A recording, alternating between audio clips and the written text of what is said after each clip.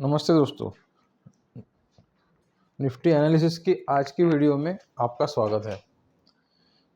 देखिए, आज मेरा लगभग 30,000 का प्रॉफिट हुआ है। इसमें से जो 15,000 है वो कल के ही है और 15,000 का प्रॉफिट आज का है, यानी इस एक्सपायरी का टोटल 30,000 का प्रॉफिट है। इसमें मैंने क्या किया था, ये दो आयरन कॉन्डोर नाम से एक स्ट्रैटेजी होती है जो मैंने आपको कल डिटेल में समझा के दिया था। एक एट द मनी के ऊपर में जो कॉल होता है और नीचे जो पुट होता है वो हमने बेचा था, ठीक है। और उसके ऊपर में कॉल और पुट बाय किया था एज ए हेज, ठीक है। इस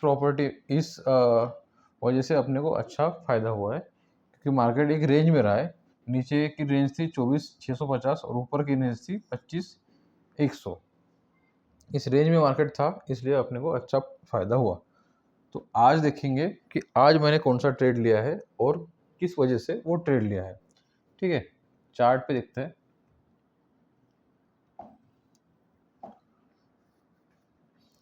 आज अगर आपने कल की न्यूज़ देखी होगी तो कल क्या हुआ था, ट्रम्प ने इंडिया पे 25% का टैरिफ लगाया था। उस टैरिफ की वजह से मार्केट एकदम से गैप डाउन हुआ था। देखिए, मार्केट एकदम से गैप डाउन हुआ था। अब इस रेंज से फिर मार्केट ने ऊपर की तरफ एक अच्छा शॉर्ट कवरिंग दिया था। 2-3 दिनों से मैं आपको बता रहा हूँ कि मार्केट में मंथली एक्सपायरी आने वाली है और मंथली एक्सपायरी में मार्केट काफ़ी वोलेटाइल रहता है और मार्केट में एफआईआईस के शॉर्ट्स काफ़ी ज़्यादा थे। उसकी वजह से मार्केट में एक शॉर्ट कवरिंग आई, ठीक है। और मुझे ये कंफर्म पता था कि शॉर्ट कवरिंग आ सकती है, इसलिए मैंने इस लेवल पे क्या किया, इस लेवल पे मैंने जो कॉल शॉर्ट किए थे मैंने, वो कॉल को मैंने एग्जिट कर दिया था और पुट को ऐसे ही रखा था क्योंकि मुझे पता था और ये ब्लाइंड नहीं था। मैंने ये नीचे का जो लेवल है मैंने डिसाइड कर लिया था कि अगर आज का लो अगर टूटेगा तो मैं इसमें से एग्जिट कर जाऊंगा, क्योंकि नीचे तो मार्केट कितना भी जा सकता है। अगर आपने बैंक निफ्टी का चार्ट देखा होगा तो बैंक निफ्टी में क्या हुआ था, उन्होंने लो तोड़ दिया था बैंक निफ्टी का। मैं एक बार दिखा देता हूँ आपको। अब बैंक निफ्टी में ट्रेडिंग तो काफ़ी कम हो गई है क्योंकि वीकली एक्सपायरी उसकी ख़त्म हो गई है, लेकिन फिर भी बैंक निफ्टी एक इम्पॉर्टेंट इंडेक्स होने की वजह से आप देख सकते हैं यहाँ पे क्या हुआ था, बैंक निफ्टी ने अपना लो तोड़ दिया था। इसलिए एक रिस्की काम हो सकता था कि यहाँ पे काफ़ी नीचे हो सकता था कि जाए यहाँ पे नीचे, पर ऐसा हुआ नहीं। इसलिए मैं भी थोड़ा कॉशियस था कि होगा या नहीं होगा। कोई बात नहीं, ठीक है। हम वापस आ जाते हैं निफ्टी पे। तो निफ्टी पे मान लीजिए अगर ये यहाँ पे मार्केट ऊपर जाके यहीं पे क्लोज होता तो मैं क्या करता। तो सिंपल ट्रेड था, दो सिंपल ट्रेड थे। ये या तो मैं इस लेवल के पुट बेच देता क्योंकि मार्केट में अच्छा खासा मारूबूजू कैंडल बना है और ये इनगल्फिंग कैंडल बनी है, ठीक है। ये जो कैंडल था पिछले दिन का उसके ऊपर मार्केट गया था, पर ऐसा नहीं हुआ। मार्केट ने यहाँ पे फिर से रेजिस्टेंस लिया है और रेजिस्टेंस लेके एक शार्प सेलिंग आई है मार्केट में। तो उस वजह से मैंने क्या किया है, मैंने कॉल बेचे हैं। कौन से लेवल के कॉल बेचे हैं एक बार आपको दिखा देता हूँ मैं। देखिए, ये पिछला जो रेजिस्टेंस है, ये जो रेजिस्टेंस है इस लेवल के मैंने कॉल बेचे हैं, यानी 25,200 निफ्टी पे। और इसके सिमिलर में जो सेंसेक्स में होगा उस लेवल के मैंने कॉल बेचे हैं। उसका रीज़न था कि ये मार्केट में यहाँ से शार्प फॉल आया। अभी ऐसा है कि यहाँ पे एक जो सपोर्ट था वो यहाँ पे रेजिस्टेंस का काम कर रहा है, उस वजह से वहाँ से फॉल आया है। अभी यूएस मार्केट किस तरह से बिहेव करता है और रात भर में अगर कोई ट्रेड रिलेटेड कंफर्मेशन आता है या कोई अच्छी पॉजिटिव न्यूज़ आती है तो ही मार्केट ऊपर जा सकता है, नहीं तो यहाँ पे ये जो रेंज है इस रेंज में ही मार्केट बंद रह सकता है। इस रेंज में ही मार्केट कंसोलिडेट करते रह सकता है, ये पॉसिबिलिटीज़ है। अब मान लीजिए यहाँ पे मार्केट अगर बंद होता अपने डेज के हाई के आसपास, तो मैं क्या करता, तो मैं इस लेवल का कॉल शॉर्ट करता, उसके साथ साथ इस लेवल का पुट भी शॉर्ट करता। ठीक है, यानी नॉन डायरेक्शनल स्ट्रेटजी पे ही जाता मैं, और मैं आयरन कॉन्डोर ट्राई करता। यहाँ पे स्ट्रैंगल भी बेचा जा सकता है, पर मैं ट्राई करता हूँ कि आयरन कॉन्डोर बेचा जाए, क्योंकि उससे दो फायदे होते हैं। एक तो हेज मिल जाता है, और दूसरा जो है कि अपने को मार्जिन कम लगता है ट्रेडिंग के लिए। इसलिए मैं आयरन कॉन्डोर प्रेफर करता हूँ, ना कि स्ट्रैंगल। ठीक है, अब बाइंग के लिए प्रॉब्लम ऐसा है कि जब भी एक रेंज के बाहर मार्केट निकलेगा, तभी कुछ खास बाइंग की जा सकती है। या अगर आप रिस्की बायर है, तो क्या कर सकते हो, आप इस लेवल के आसपास खरीद सकते हो और इस लेवल के आसपास बेच सकते हो।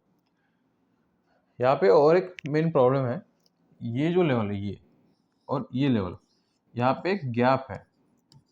और अगर आपको पता होगा कि गैप जो होती है वो रेजिस्टेंस और सपोर्ट का काम करती है, उस वजह से भी यहाँ से उसी वजह से यहाँ पे एक गैप ने रेजिस्टेंस का काम किया और वहाँ से मार्केट नीचे आया आज।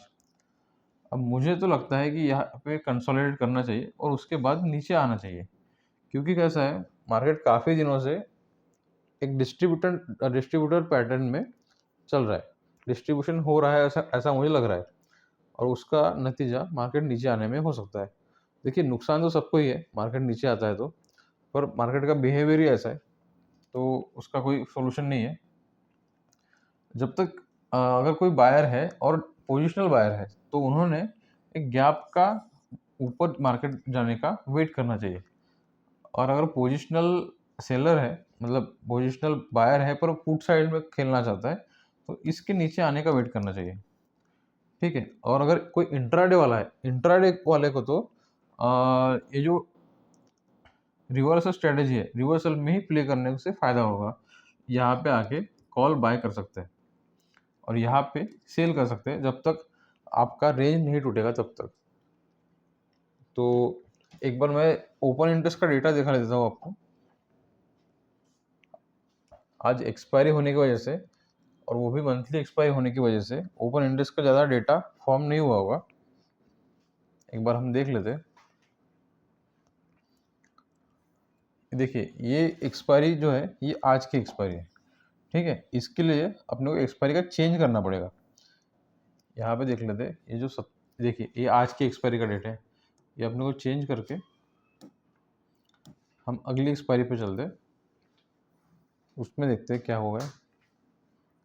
देखिए, ये एक्सपायरी, अगली एक्सपायरी में काफ़ी ज़्यादा स्टेबल डेटा दिख रहा है, यानी दोनों साइड के पुट भी बेचे गए, ये देखिए, और ये कॉल भी बेचे गए।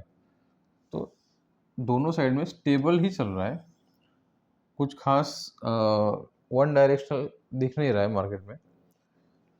पर चार्ट बेरिश दिखा रहा है, क्योंकि कैसा रहता है, जो बड़े लोग रहते हैं वो जनरली मार्केट के एंड ऑफ द डे पे पोजीशन लेते हैं। तो जनरली जो आखिरी का मूवमेंट है वो हमें कंसिडर करना चाहिए। देखिए, ओवरऑल ऑप्शन चेन भी काफ़ी स्टेबल है और काफ़ी इक्वली डिवाइडेड है। 25,000 पे तो जनरली रहेंगे बड़े सारे कॉल या पुट। जनरली कोई भी जो इवन नंबर होता है उस पर अच्छे खासे call put register call put का ओपन इंटरेस्ट होता ही है। देखिए, यहाँ पे 25,000 पे देखिए, फिर यहाँ पे 24,000 पे देखिए, काफ़ी बड़ा लेवल है। इसलिए जनरल और जो मिडिल का लेवल है, यानी 24,500, यहाँ पे 25,500 भी होगा, यहाँ पे भी अच्छे खासे कॉल पुट राइट किए जाते हैं। फिलहाल तो ऑप्शन चेन काफ़ी स्टेबल है, तो लग तो रहा है कि मार्केट साइडवेज रहेगा, उस रेंज में रहेगा, पर ऑप्शन चार्ट के हिसाब से देखिए, एक अंग्रेजी में कहावत है कि markets are open by amateurs and closed by professionals. इसका मतलब होता है कि जो नए खिलाड़ी है, जो एमेचर्स यानी जो नए नए ट्रेडर्स है, उनका दबदबा होता है मार्केट के स्टार्टिंग में, यानी वो स्टार्टिंग में ही पोजीशन ले लेते हैं विदाउट किसी नॉलेज या विदाउट कुछ समझ के। और जो प्रोफेशनल्स होते हैं वो मार्केट के एंडिंग में वो डिसाइड करते हैं कि मार्केट का एंड कहाँ होना चाहिए। तो देखिए कल का भी देखिए आप, कल भी क्या हो रहा था मार्केट में, ऐसे बेयरिश साइड के पोजीशन बन रहे थे, मार्केट थोड़ा-थोड़ा नीचे आ रहा था। उस वजह से जो बड़े लोग थे उन्होंने भी मार्केट में शॉर्ट साइड का पोजीशन बनाया था और उसका नतीजा था कि मार्केट काफ़ी ज़्यादा गैप डाउन हुआ। मुझे लगा तो नहीं था कि इतना गैप डाउन होगा, क्योंकि जो फेड का डिसीजन है, फेड के डिसीजन की वजह से मार्केट में कुछ खास असर नहीं पड़ा। लगभग यहीं पे मार्केट, मैं कल के वीडियो में भी आपको बताया था, कि यहीं पे मार्केट ओपन होता, पर ये ट्रम्प की न्यूज़ की वजह से ही मार्केट डाउन हुआ। अब देखिए इन सब वीडियोज़ की वजह से आपके माइंडसेट को डेवलप होने में फ़ायदा मिलेगा। आपको इस तरह से ये वीडियो नहीं है कि आप यहाँ पे खरीद लीजिए, इसका स्टॉप लॉस लगा दीजिए, ये आपका टारगेट रहेगा, ठीक है? इस तरह के वीडियो मैं नहीं बनाता हूँ। मैं वीडियो बना रहा हूँ ये समझाने के लिए कि ऑप्शन सेलर्स किस तरह से सोचते हैं, और आपको किस तरह से ऑप्शन सेलर के बारे में सोच के, ऑप्शन सेलर जैसा सोचते हैं वैसा आप सोचोगे तो ही आपको फ़ायदा हो सकता है। ऑप्शन बायर के दिमाग से अगर आप ट्रेडिंग करोगे तो उस तरह से आपको फ़ायदा होना काफ़ी मुश्किल है।